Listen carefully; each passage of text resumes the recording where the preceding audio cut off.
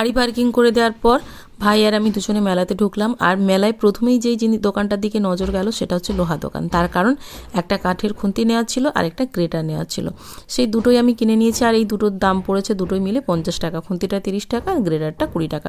মোটামুটি দোকানে যেরকম দাম সেরকমই নিয়েছে, খুব বেশি দাম নেয়নি।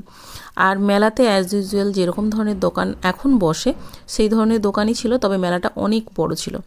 অ্যাকচুয়ালি কী বলো তো, মেলাতে ঘুরতে ভালো লাগে, দেখতে ভালো লাগে, কিন্তু কেনাকাটা করার মতো আমার সেরকম কোনো টেন্ডেন্সি নেই। জামা কাপড় বলো, জুতো বলো, আমি জাস্ট দেখি, কিন্তু কেনা মেলা থেকে একদম পছন্দ করি না। তার কারণ কয়েকবার কিনেছি, সেগুলোতে প্রচণ্ডভাবে ঠকেছি। তারপর থেকে আমি মেলাতে মানে এই ধরনের জিনিসপত্রগুলো কেনা বন্ধ করে দিয়েছি।